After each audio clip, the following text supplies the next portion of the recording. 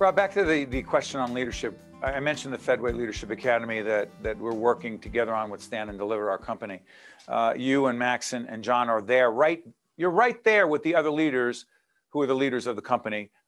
Help everyone understand why a Fedway Leadership Academy, devil's advocate, even though we're thrilled because it's in business with us, leaders just develop on their own. Come on, they just do their job and they get better at it over time, right, Rob? Doesn't it just happen that way?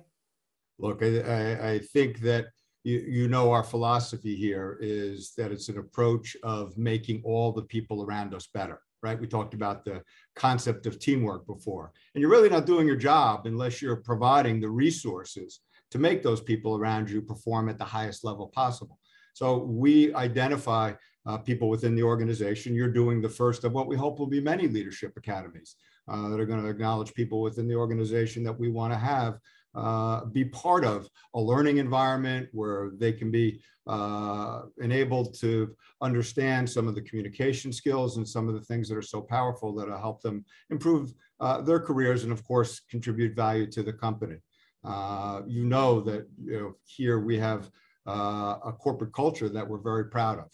And we like to think that that corporate culture is a sustainable competitive advantage over time. So we're building that. If you can sustain that advantage by creating a great culture in your organization, that stands the test of time. Yeah, and Mary, as you jump back in, you know what's interesting? Some people say, listen, it's just the way it is. This is who I am. These are my skills. These are my strengths. These are my weaknesses. That's it.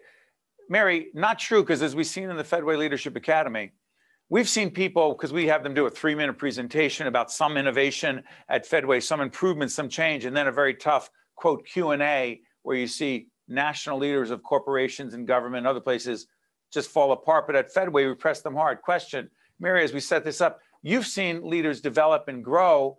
That's not the same, right, Mary? Who you are and what you can be, not the same, right?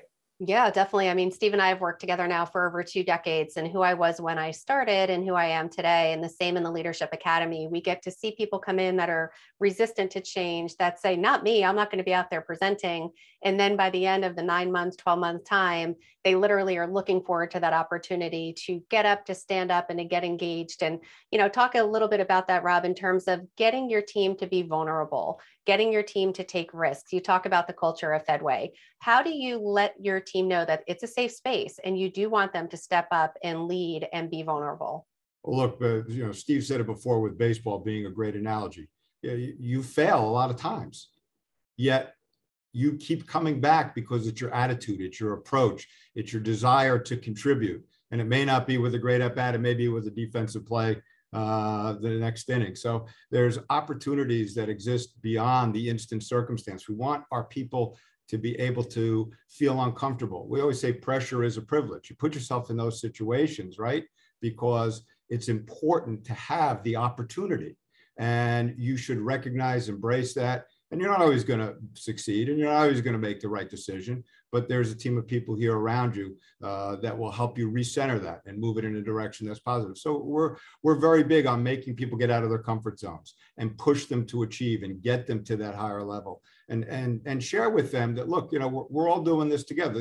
We're stewards of this chapter in the history of the company. And we're trying to write it in a way that is making it a better place so that when it's handed off to the next generation of leadership and employees, that the foundation is strong.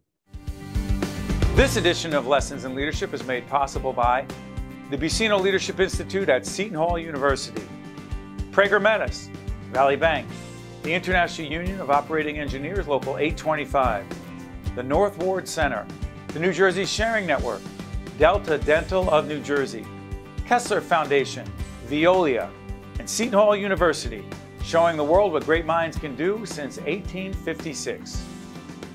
This is Mary Gamba. If you want more leadership tips and tools, log on to stand-deliver.com. That's stand-deliver.com.